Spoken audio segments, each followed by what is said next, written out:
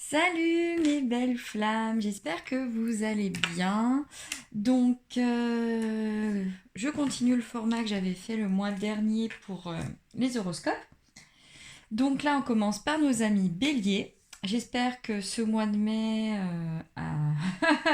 comment dire, vous a apporté des petites choses, tout en sachant que, comment dire, que ça a beaucoup remué, des douleurs, des insomnies, enfin bref, hein, ça a été sympa la pleine lune. Euh, et encore que vous n'étiez pas le signe le plus impacté, sauf si vos lunaires et vos ascendants étaient concernés, mais voilà. Donc j'espère que les énergies seront un petit peu plus douces parce qu'elles m'ont beaucoup perturbée également. J'avoue que je suis très fatiguée, mais bon, voilà. Je voulais continuer mes petits horoscopes, essayer de maintenir un rythme voilà, régulier au moins une fois par mois pour avoir un petit contact avec vous, que ma chaîne puisse vivre. Et voilà, donc c'est parti pour les béliers. Donc la première carte que j'ai tirée, c'était les petits animaux de pouvoir.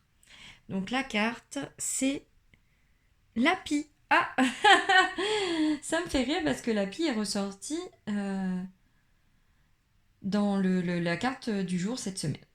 Donc voilà, je me méfie de ceux qui brillent. Les plus grands trésors ne sont pas toujours les plus étincelants. Alors, j'aimerais dire que là, c'est un beau message pour vous, mes amis béliers, parce qu'en général, vous aimez bien quand ça brille. Et oui, on le sait. Euh, vous aimez bien quand ça brille, mais voilà, faut pas se fier aux apparences et il faut faire attention aux autres. Donc un petit peu de méfiance sur le mois de juin, parce qu'à mon avis, on va vous tester un petit peu pour voir si vous avez compris certaines leçons du passé. Ensuite, j'ai pris l'oracle de Gaïa. L'oracle de Gaïa que j'aime beaucoup. Je ne m'en sers pas si souvent que ça en plus, mais je l'aime beaucoup. Hein. Un de mes premiers oracles. Ascension. Alors, j'aimerais dire que ça tombe bien parce que l'ascension, la fête de l'ascension a eu lieu cette semaine, a eu lieu jeudi. Clarté, liberté, solution. Donc vous allez vous élever un petit peu plus, on va dire, au niveau spirituel, afin de comprendre un petit peu ce qui se passe autour de vous. Vous allez trouver des solutions. C'est la carte 11 également, donc petit message pour ceux qui sont en parcours flamme jumelle, pour vous dire qu'il faut parfois regarder la situation de plus haut afin de trouver la solution. C'est aussi valable pour tout le monde, j'aimerais dire ce message, hein. Mais c'est vrai que les flammes jumelles ont tendance à rester bloquées sur la situation actuelle et ne pas prendre de hauteur pour regarder ce qui se passe. Ensuite, deuxième carte de l'oracle de Gaïa, l'arbre de vie. Ça y est, si j'arrive plus à parler. Fertilité, créativité, destinée, magie. L'arbre de vie est un totem très puissant, représenté dans quasiment toutes les religions antiques et présentes aujourd'hui. D'ailleurs, nous avons beaucoup de symboles religieux dessinés et ésotériques sur l'arbre. Euh, il va falloir remettre un petit peu de créativité dans votre vie, vous recentrer, vous enraciner, prendre du temps pour faire certaines choses que vous avez laissées de côté afin que vous retrouviez un petit peu votre pouvoir. Et on est sur des chiffres, on est encore sur le 1, donc là, voilà, clairement, c'est pour vous montrer que, voilà, vous ne, pour être deux, il faut d'abord s'aimer soi-même. Donc voilà, on vous demande ce mois-ci vraiment de prendre du temps pour vous, de vous recentrer sur vous, de faire attention à ce qui se passe autour de vous, parce qu'on va vous tester pour que vous puissiez revenir à des énergies beaucoup plus douces. Ensuite, le codex des Atlantes. Et oui, je vous l'avais fait découvrir pour certains le mois dernier, donc je continue. Selon les signes, selon ce que les guides me disent. Donc, le premier symbole, DI. Et ensuite, nous prenons le petit livre et nous avons la fractale qui va avec, bien évidemment. Donc, voir quelle fractale est DI.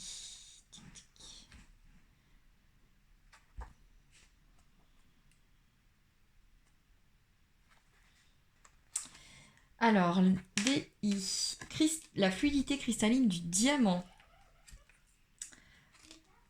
Mon peuple avait de nombreux rituels de méditation, tantôt en solitaire pour les grandes phases et étapes de la vie intérieure, tantôt en groupe pour les grandes célébrations. Donc là, on vous demande de méditer. Nous apportions une attention toute particulière au message de notre étoile intime en résonance. En fait, on vous demande vraiment de vous recentrer ce mois-ci.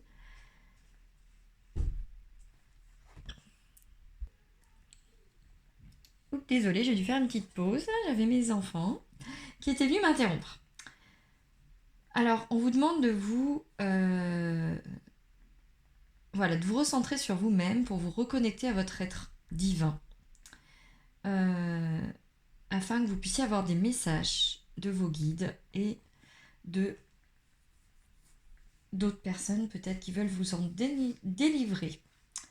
Il faut que vous puissiez recevoir beaucoup de choses ce mois-ci au niveau spirituel. Donc on vous demande vraiment de vous recentrer, de méditer. Et voilà. Ensuite, la fractale. Alors la fractale qui est... Alors, que je dise pas de bêtises, hein, parce qu'il faut que je la trouve, parce que malheureusement les fractales...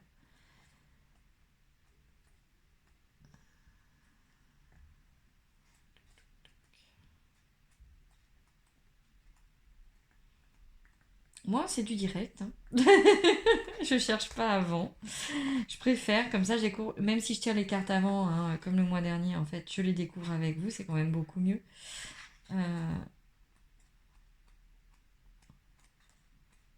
Décidément, ça va être une des dernières, il y a des chances. Si je veux bien la trouver. Non. Pourquoi je la trouve pas? Décidément, mes petits béliers. Hein.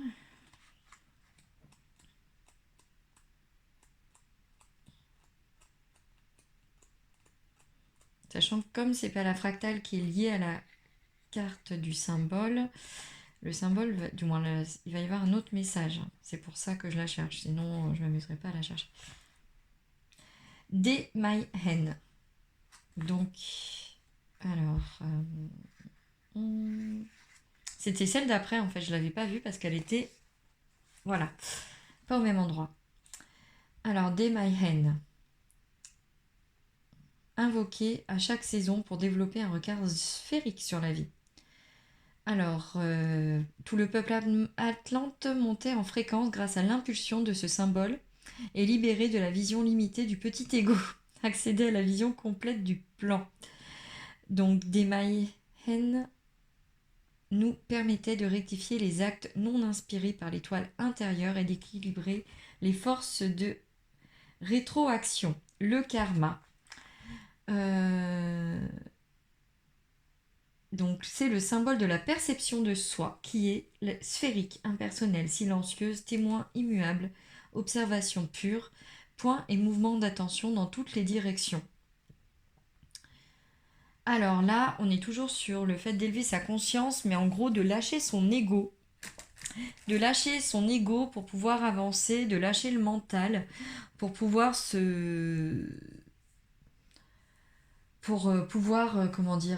s'ancrer plus facilement et pour pouvoir avoir des résultats plus favorables à ce que vous recherchez. Donc ensuite, j'avais tiré l'oracle du peuple végétal d'Arnaud Rioux. Alors, la première carte, c'est le champignon. Le champignon, donc nourricière. Le champignon peut être considéré comme un parasite, alors que il permet également de nettoyer et de créer une vie là où personne ne pourrait croire qu'il y en a. En gros, on vous demande de vous adapter tel le champignon à différentes étapes de votre vie, au changement, de pouvoir rentrer en soi, de pouvoir ignorer la lumière, l'ombre, l'humidité, les savoirs perdus, la connaissance, la complexité, l'aboutissement, l'étude, les extrêmes, la perversion, le chamanisme, l'ambivalence, les mystères, la contagion, le discernement, la magie blanche, la magie noire, la sexualité, la reproduction. Alors déjà, nous avions la fertilité Juste avant avec l'arbre de vie, et là nous avons également la reproduction. Donc ça veut dire que pour certains, euh, ça va être un moment favorable à concevoir un enfant, à avoir un enfant. Donc il ne faut pas hésiter à procréer, si je puis dire. Voilà. Et à vous ancrer. Ensuite, deuxième carte de l'oracle du peuple végétal, l'épinard. Ah bah là, on est vraiment sur la nourricière 100%. On a beaucoup de similitudes sur vos cartes, les béliers, ce mois-ci. Donc la nourricière, on est sur l'épinard. Je vais regarder la page, c'est l'avantage, là, c'est écrit. 145.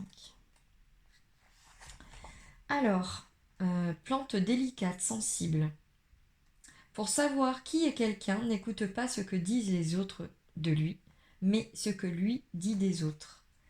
L'opportunité, la rareté, les circonstances favorables, l'exception, la force, l'image de marque, la réputation, le mensonge, la dissimulation, la simplicité, l'usurpation d'identité, les rumeurs, la spoliation, la médisance, la renommée. Donc là, comme la pie, en fait, l'épinard vous demande de regarder réellement ce qui se passe autour de vous afin de ne pas être dupé une nouvelle fois par les apparences, mais de voir ce qui en est réellement, l'impact. Ensuite, le petit oracle de la magie de la lune, le Verseau. Cultive ton regard sur la vie, même s'il semble ne pas être compris par tous. Ton originalité fait ta force et sera ta meilleure alliée pour incarner ta beauté dans ce monde. Donc voilà, on vous demande vraiment d'être vous-même, d'arrêter de vouloir ressembler aux autres parce que vous êtes unique et c'est ce qui est beau en vous. Donc voilà, ne vous fiez pas au jugement des autres, sachant que eux sont dans le jugement et pas forcément vous. Ensuite, le lion. Oh, tu as le droit de prendre ta juste place et d'incarner ton rayonnement. Plus tu t'autorises à exprimer pleinement l'être que tu es, et plus tu inspires les autres à faire la même chose. Donc là, on vous demande vraiment en fait d'être vous-même, de vous inspirer de vous-même pour pouvoir avancer. Mes amis béliers, voilà, de trouver en vous cette force parce que vous l'avez pour pouvoir fonder, agrandir votre famille, pour pouvoir vous élever, pour pouvoir trouver des solutions à certains problèmes et surtout d'arrêter d'écouter les on dit. Et pour finir, la carte du petit oracle des anges, visualisation. Visualise avec clarté la vie que tu désires, ressens-la dans ton cœur et dans ton âme, et alors elle deviendra réalité. Donc il ne tient qu'à vous d'être ce que vous voulez être. Il faut juste que vous vous ouvriez un peu plus à vous-même. Voilà, je vous souhaite un merveilleux mois de juin, mes amis béliers, et je vous dis à très vite. Bye bye!